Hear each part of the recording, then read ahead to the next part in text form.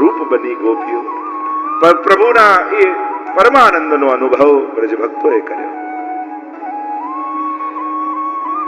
આગળ અનેક પ્રકારની લીલા અને કથાઓનું વર્ણન છે. સુદર્શન ઉદ્ધારની કથા આવી, શંખચૂડની કથા આવી, યુગલ ગીતનું વર્ણન આવ્યું. જેમ વેણુ ગીત છે ને કે ગોપીઓ બપોરના સમયે પ્રભુ જ્યારે વનમાં પધારે અને વેણુનાદ કરતા કરતા ગૌચારણ કરતા હોય અને વેણુનાદનો પ્રભાવ જે વ્રજમાં દેખાય, એ હરણીઓ, એ ગાયો, એ પક્ષીઓ, એ નદીઓ, એ પર્વતો જડ ચેતન જેવા થાય ને ચેતન જડ જેવા થઈ જાય. અલૌકિક ધર્મો પ્રગટ થઈ જાય. વ્રજમાં તો બધું પ્રેમ રૂપ છે, આનંદ રૂપ છે. બીજે સૃષ્ટિનું સર્જન પરમાત્મા કરે તો પૃથ્વી, જળ, તેજ, વાયુ, આકાશ આ બધાથી થાય. સતરૂપથી પરમાત્મા સર્જન કરે, પણ વ્રજની લીલામાં તો કેવલ આનંદાંશનો જ વિસ્તાર છે. પ્રભુએ આજે અલૌકિક તત્વો રચ્યા છે, એ પોતાના આનંદાંશથી રચ્યા છે. એટલે દેખાતા પ્રાકૃત વસ્તુઓ પણ પ્રાકૃત નથી, આનંદ રૂપા છે. જેમ ચાસણીને પીગળીને ખીલોનો બનાવીએ, ફૂલ બનાવીએ, તો બધું જ ચાસણી જ હોય, સાકર જ હોય. એની ડાળ ચાખો, એનું પત્તું ચાખો કે ફૂલ ચાખો, છે તો મિશ્રી જ. એમ આનંદ રૂપ પરમાત્મા પોતાનામાંથી જયારે સર્જન કરે છે ત્યારે બધું જ આનંદ રૂપ હોય છે. એની આદિ દૈવિકતા એના આનંદ તત્વમાં છે. ગોપીઓ પ્રભુ જે લીલા કરે, વેણુ ગીતમાં નિત્યની લીલાનું વર્ણન છે, સવારથી સાંજ સુધીની. યુગલ ગીતમાં વર્ષોત્સવની લીલાનું વર્ણન છે. 12 માસમાં જે જે ઉત્સવ આવે એનું ગૂઢ રૂપે વર્ણન યુગલ ગીતમાં કરે. આઈએ એક શ્લોક કા ગાન. ધર્મ પરિવર્તન થઈ ગયું. જે જળનું ધર્મ હતું ચેતન રૂપ થઈ ગયા, ચેતન જળ રૂપ થઈ ગયા. યુગલ ગીત એટલે બે શ્લોક છે, એટલે કુલ 26 શ્લોક અને 13 યુગલ. 12 મહિનાની લીલા અને 13મો અધિક માસ એટલે આમ 13 શ્લોક, 13 યુગલ. 2 શ્લોક એટલા માટે કે સુદ પક્ષ અને વદ પક્ષ, એક મહિનામાં 2 પક્ષ. અને નામ અને રૂપ, પ્રભુ 2 રૂપે છે, નામ રૂપે અને સ્વરૂપ રૂપે. આ બંનેનું વર્ણન યુગલ ગીતમાં કર્યું છે. પ્રભુ પધારતા હોય વનમાં, મેઘ ઉપર વાદળને એમ થાય, હું આટલો ઊંચો કેમ? મારી ઊંચાઈ મને ભગવત સેવા નથી કરવા દેતી. ઘણીવાર સમાજમાં બહુ ઊંચાઈએ પહોંચી જઈએ ને પછી સરળ રીતે સત્સંગમાં જતા, મંદિરે જતા શરમ લાગે. હું આટલો મોટો માણસ અને કોઈ ટ્રસ્ટી ઉભા ના હોય સ્વાગત કરવા મંદિરના, તો મારે કેમ જવાય? જ્યારે આવું બંધન આપણને લાગવા માંડે ત્યારે માણસે અશ્રુપાત કરવા કે પ્રભુ આવી ઊંચાઈ કેમ આપી કે આપની નિકટ જતાય મને બીક લાગે, મને મારું સ્વમાન ગવાતું એવું લાગે, મને અપમાન જેવું લાગે, કોઈ લેવા ના આવે. અરે પ્રભુ પાસે જેવામાં શેનું માન સન્માનની વિચાર? એ તો પહોંચી જવાનું હોય, દોડી જવાનું હોય. અને એટલા માટે સાવધાન રહેજો. એવી ઊંચાઈ પણ શું કામની જે પ્રભુની નિકટતા ના હોય. એટલે પેલા મેઘને એમ થયું કે અરે આટલી દૂર, પણ જેને સેવા કરવી હોય ને જ્યાં હોય ત્યાં ઠાકોરજી અનુકૂળતા કરી આપે. એને થયું બીજી તો કોઈ સેવા નહીં કરી શકીએ, આટલી ઉપર છે. પણ યાદ આવ્યું આવો તડકો છે, પ્રભુ તડકામાં પરિભ્રમણ કરે છે, લાવ બીજું તો કઈ નહીં, છાયો તો કરી શકીએ. અને જેમ જેમ પ્રભુ ચાલતા ચાલતા જાય એમ મેઘ ઉપર ઉપર એમની સાથે સાથે જાય અને પ્રભુને છાયો કરતા કરતા જાય. અને એમ થયું કે આટલી દૂર હોવા છતાં પ્રભુએ સેવા આપી. હૃદય ભરાઈ આવ્યું, આંખમાંથી અશ્રુપાત થવા લાગ્યા અને મંદ મંદ જલ બિંદુઓ પડવા લાગ્યા. પ્રભુને શીતળતાનો અનુભવ થવા લાગ્યો. આ તો પ્રભુનો સખા છે એમ કહ્યું. ઘણા સુંદર સુંદર વર્ણનો છે. યુગલ ગીતમાં બિરાજતા પ્રભુને વંદન કરીએ. અરિષ્ટાસુર વધની કથા આવી, ધર્મના રૂપમાં આવ્યો, બળદના રૂપમાં આવ્યો, પ્રભુએ ઉદ્ધાર કર્યો. નારદજી કંસને સમજાવવા જાય છે કે તારો શત્રુ બીજું કોઈ નથી, આ નંદ બાબાનું બાળક છે ને એ જ તારો શત્રુ છે, હમણાં મારી નાખું. કંસને થયું અરે નાના, ઉતાવળ ન કરાય, અમુક કામમાં ધૈર્ય રાખવું જોઈએ. એવું કર, અહીંયા ધનુર યજ્ઞનું આયોજન કર અને કૃષ્ણને અહીંયા બોલાવ અને તારા મલ્લોને તૈયાર કરને એને મારે. નારદજીની સલાહ બહુ ગમી કંસને અને નારદજીની સલાહથી પોતાના મૃત્યુને પોતે આમંત્રણ આપવા તૈયાર થયો. એક વસ્તુ યાદ રાખો, મૃત્યુને મારી ન શકાય, એને તો સુધારી શકાય. મૃત્યુ જોડે કેમ લડી શકાય? તૈયાર થયો આગળ અનેકવિધ કથા, કેસી દૈત્યના વધની કથા આવી, વ્યોમાસુર વધની કથા આવી. કંસ વિચાર કરે છે કે કોને લેવા મોકલું, અને બધામાંથી પસંદગી ઉતરી અક્રૂરજી પર. જો સેવા તો ગણીને હોય, લોકો વધારે હોય, પણ એ સેવા માટે આપણા ઉપર પસંદગી ઉતરે ને તો પોતાને ભાગ્યશાળી માને કે આટલા લોકોમાંથી ઠાકોરજીએ મને લાભ આપ્યો. જો આ કથા કેટલા લોકો કરાવી શકે, પણ પસંદગી મુકેશભાઈ ને ભારતીબેન પર ઉતરી તો કેવા ભાગ્યશાળી છે. સૌભાગ્યની વાત છે કે પ્રભુ આપણને નિમિત્ત બનાવીને સર્વને આનંદ આપે. અક્રૂરજી પ્રસન્ન થઈ ગયા. અરે, મને પ્રભુને પધરાવવાનો મોકો. સેવા કોઈ પણ મળે એને પછી લૌકિક બુદ્ધિએ ચોખવી નહીં કે આ મોટી સેવા, આ નાની સેવા, આ અંદરની સેવા, આ બહારની સેવા, પેલાને તો આ કરવા મળ્યું, મને તો આ મળ્યું. સેવા એ પોતાના રૂપમાં પૂર્ણ છે. એને વિશેષણની જરૂર નથી કે આ મોટી, આ નાની, આ અંદરની, આ ભીતરની, બહારની. ક્યારે પણ સેવા શબ્દને આગળ કોઈ શબ્દ લગાડશો તો સેવા શબ્દ પાછળ થઈ જશે, નાનો થઈ જશે. સેવા એ બહુ મોટો શબ્દ છે. સેવા એ વૃત્તિ છે, પ્રવૃત્તિ નથી. તમે એને એક્ટિવિટી ન માનો. સેવા એ કોઈ પ્રવૃત્તિનું નામ નથી. પ્રવૃત્તિ માનશો તો થાકી જશો. વૈષ્ણવની સેવા એ વૃત્તિ છે. જેની આંખો સેવાને શોધતી હોય એ જ વૈષ્ણવ છે. અમને ક્યાં કહ્યું છે કરવાનું, તો ભાઈ બેઠો રે. જ્યાં મોકો મળે ત્યાં ગોઠવાઈ જાય એનું નામ વૈષ્ણવ. એમાં આમંત્રણની જરૂર ના હોય. કચરો પડ્યો હોય ને ઉપાડી લીધો, સેવા થઈ ગઈ. ક્યાં પૂછવા જવાની જરૂર પડે? હા, એ રીતે પણ સેવામાં ઘૂસી નહીં જવું કે અવ્યવસ્થા થઈ જાય. પહેલા નામ લખાવે નહીં અને પછી આવીને ઉભા રહી જાય, પછી એને ગોઠવવો ક્યાં? તો થોડી વ્યવસ્થાનો વિવેક કરીને પણ સેવા. એટલે સેવા શબ્દ સાથે વિવેક પણ છે. વિવેક વગરની સેવા શ્રમ આપનારી થઈ જાય છે. અને એટલા માટે સુખનો વિચાર એને જ સેવા કહેવાય. જેની સેવા કરો છો એનો સુખનો વિચાર જેના કેન્દ્રમાં હોય એનું નામ સેવા. પોતાનો આનંદ કોણ? એ તો ઘણી વાર જે જવાબદારી સોંપી હોય ને એ છોડીને બધા આગળ જ આવી જાય. અરે, તને બહાર કાઉન્ટરની સેવા છે, તને બહાર લાઈન કરાવવાની સેવા, તને બહાર પાર્કિંગ કરાવવાની સેવા છે, તને જ્યાં જેની જે સેવા હોય. તમે જોયું અહીંયા બધા કાર્યકર્તાઓ કેવું સુંદર કાર્ય કરે. ખરેખર આખો ઉત્સવ ની શોભા એમની સેવાથી જ છે.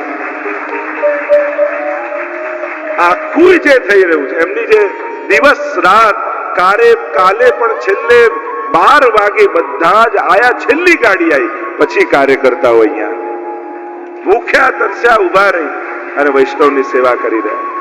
તો કેટલો મોટો લાભ. મને એમ થાય છે કે આપણે બધા બેસીને જે લાભ લઈએ છીએ એના કરતા મોટું પુણ્ય એમને મળવાનું છે કે આજે સેવાનું ફળ છે. એમનો શ્રમ કેટલાને સુખ આપી રહ્યું છે. એમનો કરેલો પરિશ્રમ આપણને કેવા નિરાતે બેસીને અહીંયા આપણે આનંદ માણીએ છીએ. કારણ કોઈ પાછળ ઊભું છે એટલે આપણે અહીંયા બેઠા છીએ. કોઈ આપણા માટે જાગે છે એટલે આપણે સૂઈ શકીએ છીએ. કોઈ આપણા માટે દોડે છે તો આપણે બેઠા બેઠા આનંદ માણી શકીએ. તો એમને કેમ ભૂલી શકાય? તો એનું સૌભાગ્ય છે. અને એમનું એ સૌભાગ્ય માનું છું કે એમને આ સેવા કરવાની તક મળે છે વ્રજમાં. હરિગુરુ વૈષ્ણવ સેવા કરવાની તક મળવી અને એ લોકો પણ એ જ ભાવથી રાખે છે કે ના, અમારો આ અવસર છે, આ એમનું શિક્ષણ છે, આ એમની સમજ છે કે જ્યારે કોઈ વલ્લભ કુલની નિકટ રહેતા હોઈએ ત્યારે આપણા વિચારો કેવા હોવા જોઈએ, કેવી ભાવના હોવી જોઈએ, અને ત્યારે એમની નિકટતાનો આનંદ માણી શકે. એ ભલે દૂર બેઠા હોય પણ અમારી સૌથી નજીક એ લોકો હોય છે. જો ખાલી ફિઝિકલી બાજુમાં આવીને ઉભા રહેવું એ જ બાજુમાં ન કહેવાય. એની સેવા, હું તો કહું, સેવા એવી કરો કે લોકો સેવકને શોધે કે આ કર્યું કોને. પણ આપણે બતાવવા જઈએ તો પછી વ્યક્તિ મોટો થાય ત્યારે સેવા નાની થઈ જાય છે, અને સેવા મોટી થાય ત્યારે સેવક આગળ આવીને લોકો એને ગોતે છે. આ સેવાના ગણિત જ્યારે સમજમાં આવે ત્યારે પુષ્ટિ માર્ગને સમજી શકાય, ત્યારે એની ભાવનાના આનંદ માણી શકાય. અહીંયા અક્રૂરજી પ્રસન્ન થાય છે કે અરે, મને આ સૌભાગ્ય મળ્યું. આખી રાતની કામના આવી. કરવટો બદલતા રહ્યા. કૃષ્ણ કેવા લાગતા હશે, શું કહીને મને બોલાવશે, કઈ રીતે પહેલી વાર હું એમને મળીશ. અનેક પ્રકારના મનોરથો મનમાં જાગે છે. સવારે ઉઠી સ્નાન કરીને રથ લઈને ચાલ્યા છે. વ્રજમાં પ્રવેશ કરે છે. સંધ્યાકાળનો સમય છે. નંદ બાબાએ જોયા અક્રૂરજીને, સ્વાગત કરીને અંદર લઈને આવ્યા. પધારો પધારો પધારો. યશોદાજી સ્વાગત કર્યું, જલપાન કરાવ્યું, બધી વ્યવસ્થા કરે છે. અક્રૂરજી બધાને મળે, વાત કરે, પણ એમની આંખો તો કોઈને શોધી રહી છે. ન રહેવાયો તો પૂછ્યું, કૃષ્ણ ક્યાં છે? અરે અત્યારે તો સંધ્યાકાળનો સમય, ગાયો લઈને પધાર્યા હશે. કૃષ્ણ ગૌશાળામાં ગાયનું દોહન કરતા હશે. આપ આજ્ઞા આપો તો હું જાઉં. ભલે પધારો, મળી આવો. અને અક્રૂરજી આવ્યા ગૌશાળામાં અને જોઈને સ્વરૂપના દર્શન કરીને અવાક બની ગયા. ઠાકોરજી ગાયનું દોહન કરી રહ્યા, પણ બહુ ભૂખ લાગી છે ને, એ પેલા પાત્રમાં નહીં, સીધું મુખમાં દોહન કરે.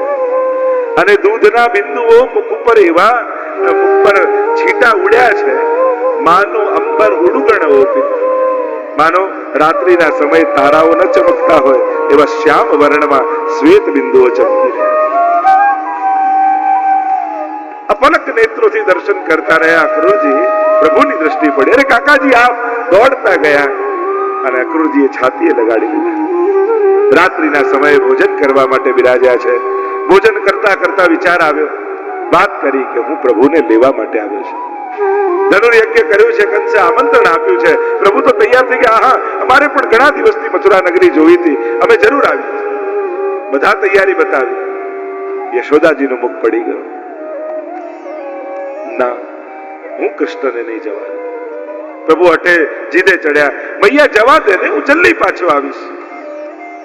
યશોદાજી કહેવા લાગ્યા કે ક્યાં તમારા હૃદયના ખૂણામાં એવો અવાજ આવે છે કે કૃષ્ણ, એક વાર તું વ્રત છોડીને જઈશ ને પછી ક્યારે પાછો નહીં આવે. કેમ કરીને હું તને જવા દઉં?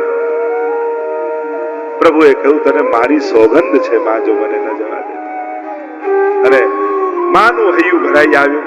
બાળકે પોતાની સમ આપ્યા, સોગંદ આપ્યા, ઠીક છે, વહેલો પાછો આવે. અને માની આજ્ઞા મળીને સમાચાર તો આખા બ્રજમાં પહોંચી ગયા.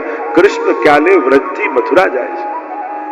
અને સવાર પડે ગોપીઓના ટોળાના ટોળા, ઝુંડના ઝુંડ નંદાલયના ચોકમાં આવીને ઉભા રહી ગયા. રથની આગળ ગોપીઓ સૂઈ ગઈ. કૃષ્ણ તને નહીં જવા દે. પ્રભુ બધાને સમજાવે છે, મનાવે છે, હું જલ્દી પાછો આવીશ. બનાવતા બનાવતા અક્રૂરજી રથની લગામ ખેંચીને ગડગડ ગડગડ કરતો રથ આગળ વધ્યો. મથુરા પધાર્યા છે. મથુરા નગર કી ડગર में ચલ્યો જાત પાયો હરિના. અનેક અનેક પ્રસંગો મથુરા નગરીના છે. ત્યાં અનેક પ્રકારની કૃપા કરી છે. વસ્ત્રો લીધા, અનુકૂળ વસ્ત્રોને ધારણ કર્યા. ચંદન લીધું કુબજા પાસેથી, માળા લીધી સુદામા માલી પાસેથી. બધાના મનોરથો જે જે કામના હતી પૂર્ણ કરી. બીજા દિવસે રંગમંડપમાં તૈયારી થઈ છે. સલ, તોસલ, કૂટ, ચારુણ, મુષ્ટિકા બધા જ મલ્લો તૈયાર છે. કૃષ્ણ આવે ને કચડી નાખે. ગુલિયાપીડ હાથી દ્વાર પર ઉભો છે. કૃષ્ણ બલરામજીએ પકડ્યો છે, ચૂંડથી ગોળ ગોળ લઈને ફેંક્યો. એને ઉદ્ધાર થયો. રંગ મંડપમાં પરમાત્મા પ્રવેશ કરી રહ્યા છે. મથુરા વાસીઓ ચારે બાજુથી ઘેરાયેલા જોઈ રહ્યા છે. મલ્લા નામ સની સ્ત્રીનામ મરો મૂર્તિમાન ગોપા નામ સુજનો સતામ ખિત ભુજામ શાસ્તા સપિત્રો શિશુ. જેનો જેવો ભાવ એવા દર્શન થાય છે. જ્યાં કૃષ્ણને જોયા, શલ તો શલ કૂટ આવ્યા અને છલાંગ લગાવી. દાઉજીએ પકડીને પછાડ્યા. કૃષ્ણ એકને પછાડ્યો. ચાણુર અને મુષ્ટિક આવ્યા. બંનેને હાથથી ગોળ ગોળ ફેરવીને પછાડી એનો ઉદ્ધાર કર્યો. દાઉજીએ કહ્યું, મોરહા કંસ બચાન પર બેઠો છે. ભગવાન છલાંગ લગાવીને ચડ્યા, લઈને પછાડ્યો ભૂમિ પર. જ્યાં મારવા જાય એવો ભય લાગ્યો કે કૃષ્ણ આવી ગયો અને ત્યાં જ એનો ઉદ્ધાર થઈ ગયો. મથુરા વાસીઓ જય ઘોષ કરવા લાગ્યા પરમાત્માના નામના. ઉગ્રસેનને રાજા બનાવ્યા છે. ના પાડી છે નંદ બાબાને કે હવે હું વ્રજ નહીં આવું, હવે તો અવતાર કાર્ય કરવાનું છે. અનેકવિધ પ્રકારનું વર્ણન આવે છે. યશોદાજીના વિરહનું વર્ણન આવે છે. જનોયાદી સંસ્કાર પ્રભુના થયા છે. વિદ્યાભ્યાસ કરવા માટે સાંદીપનીના આશ્રમમાં પ્રભુ પધાર્યા છે. ફરી પાછા મથુરા આવ્યા છે. મથુરા નિવાસ તો કરે છે, રાજકાજ કરે છે, પણ પ્રભુનું મન હજી ગોકુળમાં છે. એક દિવસ જન્માષ્ટમીનો દિવસ આવ્યો છે. આખી મથુરા નગરીને શણગારી. મંગલ ધ્વનિઓ ચારે તરફ થાય છે, દીવાઓ પ્રગટ્યા છે, રંગોળીઓ ઘરે ઘરે ભરાઈ છે. પ્રભુ અગાસી પર ઉભા રહી ગોકુળ તરફ દ્રષ્ટિ કરીને અશ્રુપાત કરી રહ્યા છે. ઉદ્ધવજી ચારે બાજુ પોતે કૃષ્ણ ગયા ક્યાં? આખી સભા ભરી છે, બ્રાહ્મણો વેદ મંત્રો ભણી રહ્યા છે, અભિવાદન થવાનું છે પરમાત્માનું, ને ગયા ક્યાં? શોધતા શોધતા અગાસી પર આવ્યા અને જોયે તો કૃષ્ણની આંખમાં આંસુ છે. અરે પ્રભુ, આપની આંખમાં આ મંગલ દિવસે આંસુ આવું કે? મોહે બ્રજ બિસરત ના ઉદ્ધવ, બ્રજ ભૂલાતું. અરે પ્રભુ, આપ તો બ્રહ્મ છો, કણકણમાં છો. એ વ્રજવાસીઓએ સુખ શું આપ્યું? આપને ગાયો ચરાવવા મોકલતા, આટલા માખણ માટે નચાવતા, કયું સુખ? ઉદ્ધવ, એ સુખનો અનુભવ તને નહીં ખબર પડે. ઉપદેશ આપવા લાગ્યા ઉદ્ધવજી, ભગવાન શોક ન કરવો જોઈએ, મોહ ન રાખવો જોઈએ, આ તો બધા માયાના બંધનો છે. પ્રભુને થયું કે આ બીમારી મોટી લાગે છે, મારો કેસ નથી, મોટા ડોક્ટર પાસે મોકલો. આપણે એમબીબીએસ કે એમડી ડોક્ટર પાસે જઈએ અને એમ લાગે કે કોઈ મોટી બીમારી છે, એટલે સર્જનનો નંબર લખીને આપે કે તમે એને જઈને મળો, રેફર કરે. એમ પ્રભુને થયું કે આ મારો કેસ નથી, પ્રેમના જે મોટા ડોક્ટર છે ને ગોપીઓ, એની પાસે આને મોકલો. ત્યારે જ આનું જ્ઞાન ભક્તિના રંગે રંગાશે. ઉદ્ધવ, એક કામ કરીશ, આ જે બધું તું મને શીખવાડે છે એ બધું મારી ગોપીઓને શીખવાડે. એ લોકો મારા પ્રેમમાં ઝૂરે છે, દુખી છે. આહા, ભણેલાને ભણાવવું બહુ ગમે, બહુ ભણ્યા હોય ને એને શીખવાડવું બહુ ગમે. હા, બધું સમજાવી દઈશ, બધું કરી દઈશ. અને ચિઠ્ઠી લખીને આપી છે ને ચાલ્યા ઉદ્ધવ બ્રજમાં. અનેક અનેક કેવા કેવા પ્રસંગો ઉદ્ધવ ગોપી સંવાદના તો કેટલા ભ્રમર ગીત ગોપીઓએ ગાયું. મધુપકિતો બંધો માસ પશાંગરે, ભમરાને નિમિત્ત બનાવી ઉદ્ધવને સંભળાવે કે તુંય કાળો ને તારો માલિક એ કાળો, તુંય છેતરનારો ને એ છેતરનારો. પેલા બાલીનો શું વાંક હતો, જોને કેવો એને માર્યો. આ પેલા બલિરાજાનું બધું લઈ લીધું, તુંય કપટી ને એ કપટી છે. ઉદ્ધવજી સમજાવે છે ગોપીઓને કે શોક ન કરતા, પ્રભુ જલ્દી પધારશે. અરે કોણ પધારશે? ક્યાંથી પધારશે? ઉદ્ધવ, જે ગયા હોય એ આવે, જે રૂવાડે રૂવાડે રમતા હોય એની આવવાની રાહ ન જોવાની. એ તો અમારા રોમ રોમમાં છે. અમારો વ્રજનો વ્રજેશ વ્રજ છોડીને ક્યારે જઈ જ ન શકે. એ તો ઉદ્ધવ હમણાં સંધ્યાકાળનો સમય થવા આવ્યો છે, એ હમણાં પાદરેથી આવશે, વૃંદમાં ગાયો ચરાવી. ઉદ્ધવજી કહે, હું મથુરાથી આવ્યો છું, ત્યાં છે, તમે તમારી ચિત્તની અવસ્થા સ્થિર રાખો, હું સમજી શકું છું. એક મથુરા છે, વ્રજમાં નથી. એ મથુરા વાળો તારો હશે. જો ઉદ્ધવ, પાદર તરફ નજર કર, હમણાં એ આવશે, મોટી મોટી ગાયો નંદ બાબાની, અને મધુર ધ્વનિઓ કરતો કરતો, વેણુ નાદ કરતો કરતો, અને જ્યાં ગોપી આટલું બોલી એટલામાં દૂર વેણુના સ્વર સંભળાયા. ધૂળની ડમરીઓ ઉડતી દેખાઈ. ઉદ્ધવ જોજે, ગાયોના ગળામાં બાંધેલી સોનાની ઘંટડીઓના સ્વર સંભળાવા લાગ્યા. અને જ્યાં ગાયો હટી મધ્યમાં કૃષ્ણ દેખાયા. ઉદ્ધવ અવાક બની ગયો, અરે આ કૃષ્ણ અહીંયા ક્યાંથી? હું તો બધે બ્રહ્મ છે એવી વાતો કરું છું, ગોપીઓ તો જ્યાં આંગળી મૂકે ત્યાં કૃષ્ણને પ્રગટ થવું પડે છે. જ્યાં માથું નમાવે ત્યાં એના ચરણ એને ધરવા પડે છે. મારે તો ચરણ સ્પર્શ કરવા જવું પડે, ચરણ હોય ત્યાં. આ તો માથું નમાવે ત્યાં ચરણ. પ્રેમના રંગે રંગાયા. ઘણી બધી કથાઓ અને ચર્ચાઓ આવે. અને ગયા છે ઉદ્ધવ પાછા કૃષ્ણ પાસે કહેવા લાગ્યા, અરે મથુરામાં શું કરો છો? આપને ચાહનારા તો ગોકુળમાં રહે છે. અનેક પ્રકારની કથાઓ વર્ણિત ભક્તોએ મહાપુરુષોએ ગાઈ છે. અસ્થિને પ્રાપ્તિ ગઈ કંસની પત્નીઓ પિતા પાસે જરાસંઘ 17 વાર ચડાઈ કરી, ભગવાને હરાવ્યા. 18મી વાર કાલ્યવનને લઈને ચડાઈ કરી અને રણ છોડીને ભાગ્યા. રણ છોડ ભાગતા ભાગતા ગિરનારની ગુફામાં ગયા, જ્યાં મુચુકુંદ મહારાજ તપ કર્યું હતું એમણે. અને ભગવાને માંગવાનું કહ્યું તો એવું માંગ્યું કે પ્રભુ, તપ કરીને બહુ જાગરણ થયું, મને એવા આશીર્વાદ આપો તો હું સૂઈ જાઉં, મને જે જગાડે બળીને ભસ્મ થાય. ઘણા લોકો એ રીતે જ સૂતા, એમને જગાડો તો સામેવાળાના એમની આંખમાંથી અગ્નિ નીકળે જાણે બળીને ભસ્મ કરે. અલારામ ને મારી માડીને તોડી નાખે. અલ્લાહ અને રામ એ બંને એને જગાડી નાખે, સુતા જ રહે. અને જ્યાં પ્રભુએ યુક્તિ કરી કે વચન હતું કાલીવન પાછળ છે, પોતાનું પિતાંબર કાઢીને ઓઢાડી દીધું. અને કાલીવને થયું કે કૃષ્ણ સુતા છે, એટલે જ્યાં ખેંચ્યું જાગ્યા મુચુકુંદ મહારાજ, આંખમાંથી તેજ નીકળ્યો, બળીને ભસ્મ થયા. ભગવાનના તો એક કાર્યમાં કેટલા અર્થો સિદ્ધ થતા. ભક્ત જાગૃત રહેવો જોઈએ એમ કહ્યું. બીજા જન્મમાં બ્રાહ્મણ કુળમાં જન્મ લેશો, મારી ભક્તિ કરશો. કહેવાય છે કે મુચુકુંદ મહારાજ નરસિંહ મહેતા બનીને જુનાગઢ, એવી માન્યતા છે, ધારણા છે. વિશ્વકર્માજીને આજ્ઞા કરી છે દ્વારિકાનું નિર્માણ, સુવર્ણની દ્વારિકાનું નિર્માણ કર્યું છે. બલરામજીના વિવાહની કથા આવતી, રેવતીજી સાથે બલરામજીના વિવાહ થયા છે. હવે તો બસ દેવકીજી પાછળ પડવા લાગ્યા. અરે કનૈયા તું બી બ્યાવ કર લે, તારાય લગ્ન થઈ જાય, સારી વહુ આવી જાય એટલે અમને પણ નિરાશ. રૂક્ષ્મણીજીના વિવાહ નક્કી થયા શિશુપાલ સાથે. ભીષ્મકની પુત્રી, વિદર્ભ દેશના રાજા છે, મનોમન પ્રભુને ચાહે છે. પણ શિશુપાલ જોડે નક્કી થયું કેમ કરીને કહેવું. નારદજી આવ્યા, કહ્યું હું જાણું છું કે તમારા હૃદયમાં સ્નેહ કૃષ્ણ માટે છે, તો તમારો ભાવ પ્રગટ કરો. કઈ રીતે કહું? પત્ર લખો.